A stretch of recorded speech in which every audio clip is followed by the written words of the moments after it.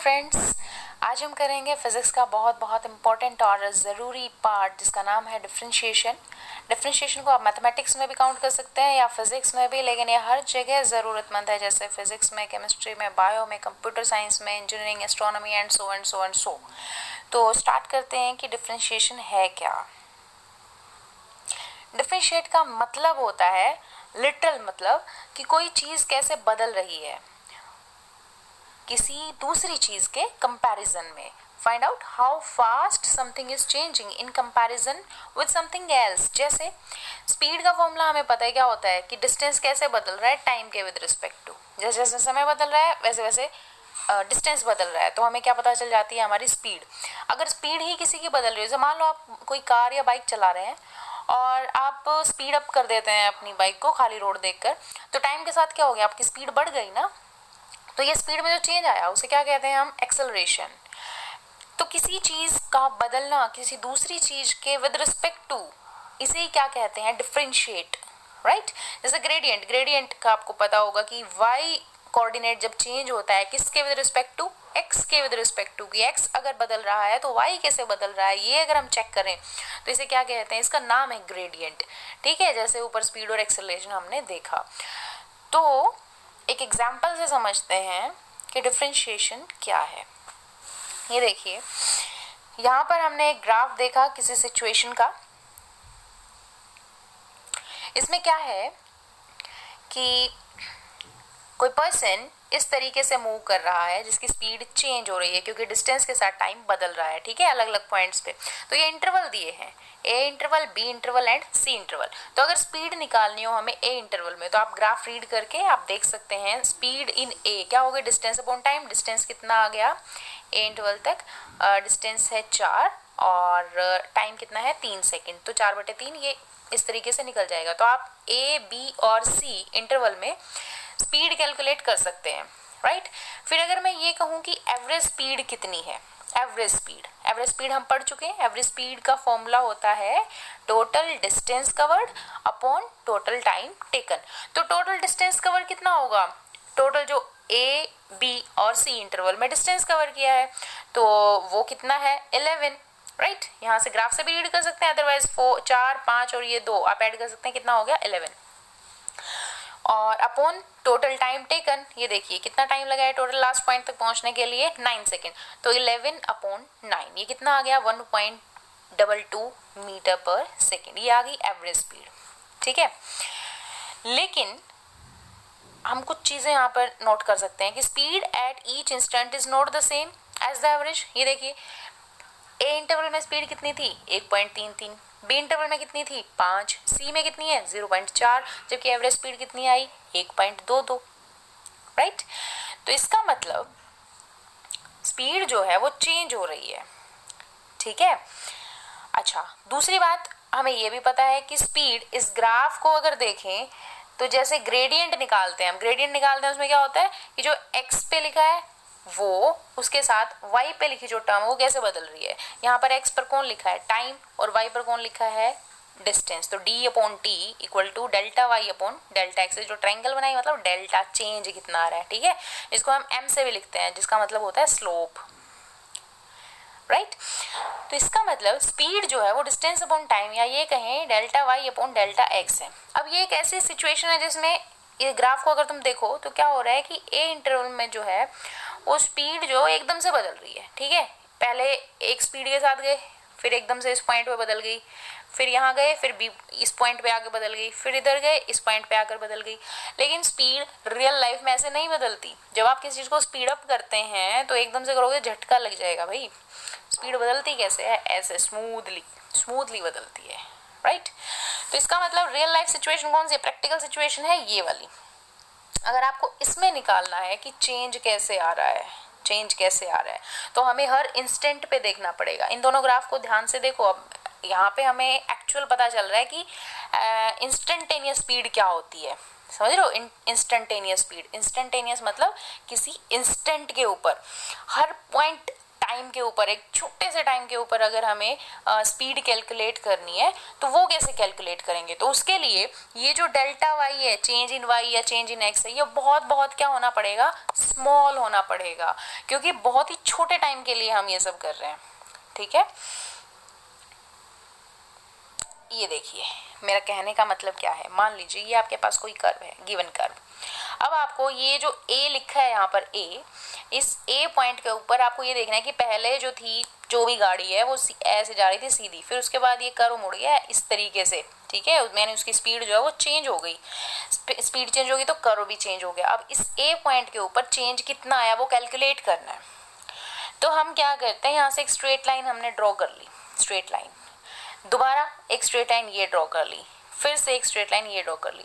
यहाँ हो क्या रहा है, हम डेल्टा वाई और डेल्टा एक्स, ये देखिए डेल्टा एक्स ये क्या कर रहे हैं, छोटा करते जा रहे हैं, यानी delta x is getting closer to zero, delta x is getting closer to zero.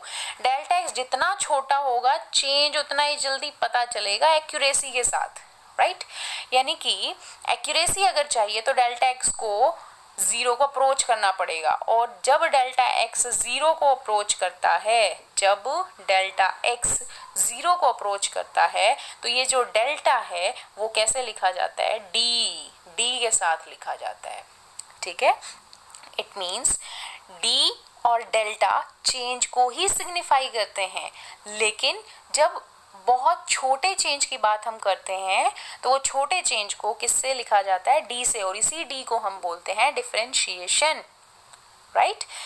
तो यहाँ पर इधर x ले रखा है, यहाँ y ले रखा है, तो delta y upon delta x को कैसे लिखा जाएगा? D y upon d x.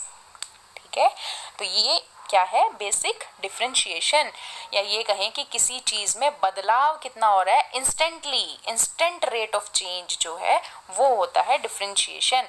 अब एक बहुत लंबा सा प्रोसीजर है जो मैथमेटिशियंस को पढ़ना होता है, हमें सिर्फ फॉर्मूला याद करना है ये वाला कि डिफरेंशिएशन हमारे यूज में क्या आएगा। हमारे यूज में आएगा ये फॉर्मूला, आपको चेंज पता करना होगा, न्यूमेरिकल्स आएंगे फिजिक्स में और मैथमेटिक्स में तो आएगा ही खैर।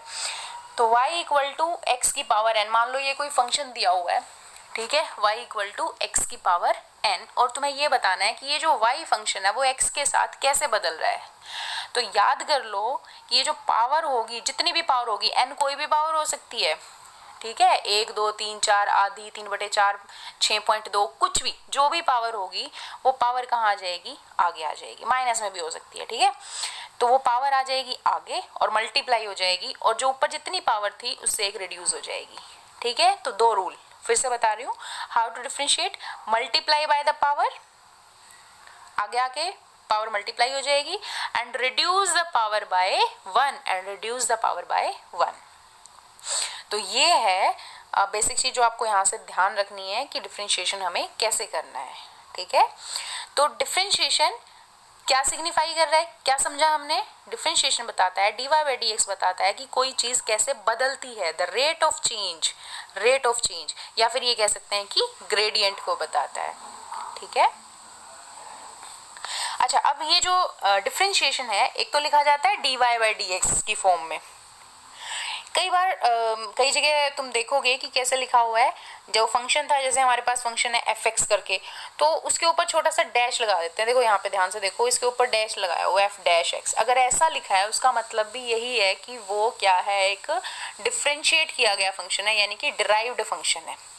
ठीक है, कैसा फंक्शन है? Derived function. डिराइव्ड का मतलब होता है किसी चीज से कोई चीज प्राप्त करना। फॉर एग्जांपल, ऑरेंज जूस किससे मिलेगा? ऑरेंज से मिलेगा। लेमनेड किससे मिलेगा? लेमन से मिलेगा। तो डिफरेंशिएशन किया हुआ फंक्शन किससे मिलेगा? फंक्शन से मिलेगा। तो एफ डैश एक्स जो है वो भी किसको सिग्निफाई करता है? D y by d x को। यानी ये दोनों चीज जो है वो सेम है। अगर दोनों मिलती हैं इसका मतलब सेम ही है, यानी कि रेट ऑफ चेंज की बात हम कर रहे हैं। उसके बाद डिफरेंशिएशन जो है आप जब निकालोगे तो कोई पॉजिटिव टर्म भी आ सकती है, कोई नेगेटिव टर्म भी आ सकती है। अब अगर तुम्हें पता ये करना हो कि पॉजिटिव टर्म आए तो इसका क्या मतलब है, या नेगेटिव टर्म आती है तो इसका क्या मतलब है, तो देखो बच्चों, इसका मतलब ये है कि d y by d x अगर ग्रेटर देन जीरो आ रहा है, ग्रेटर देन जीरो आ रहा है, इसका मतलब ये है कि जो कर्व है वो उसका स्लोप जो है वो इंक्रीजिंग है। स्लोप कैसा है? इंक्रीजिंग। यानी कि अगर स्पीड की बात करें, आप ग्राफ बना रहे हो डिस्टेंस और टाइम ग्राफ, और उस डिस्टेंस टाइम ग्राफ में जो डिफरेंशिएशन है वो पॉजिटिव आ रहा है, इसका मतलब स्पीड जो है वो बढ़ रही है। ठीक है, स्पीड क्या हो रही है? बढ़ रही है। अगर स्लोप आ जाए, sorry, dy by d x आ जाए 0 से कम यानी नेगेटिव, तो इसका मतलब क्या होगा कि dy बाई डी एक्स 0 से कम है, मतलब स्पीड घट रही है। एग्जाम्पल के तौर पे बता रही हूँ कि स्पीड घट रही है। जिस भी चीज की बात करेंगे उसके लिए वो हो जाएगा। जैसे अभी इस कर्व में देखो, ये जो कर्व यहाँ बना रखी है इसके लिए देखिए, ठीक है, बहुत सिंपल बात है, ध्यान से देखो। इस कर्व में यहाँ से अगर बात करें तो ये देखो, ये नीचे की तरफ जा रही है, नीचे की तरफ जा रही है, यस, यानी इसका स्लोप कैसा होना चाहिए? नेगेटिव। स्लोप का मतलब होता है ढलान, झुकाव, है ना, वो कैसा है? झुका हुआ। तो dy बाई डी एक्स कैसा हो जाएगा यहाँ पे? Less than 0। आप देख के भी बता सकते हो, निकालने की जरूरत नहीं है। यहाँ से देखो, ये अब ये ऊपर की तरफ जा रही है, जैसे पर्वत है ना, एक ऊपर चढ़ते हो एक नीचे आते हो, तो ऊपर चढ़ते हो ढलान। अब जब आप मान लो माउंटेन पे चढ़ गए, तो चढ़ने के बाद जब आप नीचे देखोगे क्या क्या कहते हो कि ढलान नीचे की तरफ है, राइट। लेकिन अगर आप नीचे से देखोगे तो आपको ऊंचाई दिखेगी। तो ये दिस वन, ये पार्ट, यहाँ पे हम क्या कहेंगे? dy बाई डी एक्स जो है वो क्या है? Greater than 0। और यहाँ इसके लिए, इस पोर्शन के लिए, थर्ड पोर्शन के लिए फिर से ये कर्व जो है नीचे की तरफ जा रही है ना, तो स्लोप कैसा हो रहा है? नेगेटिव। ढलान कैसी हो रही है? नेगेटिव। तो dy बाई डी एक्स भी कैसा हो जाएगा? नेगेटिव। इसका मतलब जो भी क्वांटिटी हम बात कर रहे हैं, जिसका चेंज हम देख रहे हैं, वो डिक्रीज हो रही है। तो यहाँ से आपको रिमेंबर क्या करना है, नोट क्या करना है कि अगर dy बाई डी एक्स या ग्रेडियंट जो है वो पॉजिटिव है, इसका मतलब स्लोप भी पॉजिटिव है, यानी वो क्वांटिटी इंक्रीज हो रही है। नोट कर लीजिए इस बात को, वो क्वांटिटी क्या हो रही है? इंक्रीज हो रही है। और अगर dy by d x negative है ना, डिफरेंशिएशन जो आ रहा है वो नेगेटिव आ रहा है, इसका मतलब स्लोप डाउन हिल स्लोप है ना, डाउन हिल स्लोप, यानी क्वांटिटी जो है वो डिक्रीज हो रही है। Function, the quantity is decreasing. या तो dy बाई डी एक्स की फॉर्म में लिख लो या फिर f डैश x की फॉर्म में लिख लीजिए, ठीक है। अब एक लास्ट बात, आपको पता है टेंजेंट वो होती है जो किसी भी कर्व पे एक पॉइंट पे टच करती है। जैसे ये कोई फंक्शन था, कोई भी फंक्शन, कोई कर्व है ये, और ये a भी जो है इस पॉइंट पे टच कर रही है। टेंजेंट बच्चों किसी भी कर्व के लिए उसका स्लोप बताती है, ठीक है, किसी भी कर्व के लिए उसका स्लोप बताती है, क्योंकि टेंजेंट जितना एंगल बनाती है, जैसे मान लीजिए ये है आपका coordinate system, this is the coordinate system, और अब आप यहाँ पे देख सकते हैं कि ये टेंजेंट जो है वो कुछ एंगल बनाएगी, वही इस कर्व का स्लोप हो जाएगा उस पॉइंट पर। तो अगर टेंजेंट हो जाए पैरेलल, किसके पैरेलल? एक्स एक्सिस के पैरेलल, इस तरीके से एक्स एक्सिस के टेंजेंट पैरेलल हो जाए, तो वहां पर स्लोप कितना हो जाएगा? 0। अरे सरफेस का स्लोप कितना होगा? 0। सरफेस का कोई स्लोप नहीं होता, प्लेन सरफेस, स्लोप कितना हो गया? 0। ढलान नहीं है। ढलान किस में होगी? माउंटेन में होगी। तो अगर वो पैरेलल है किसके?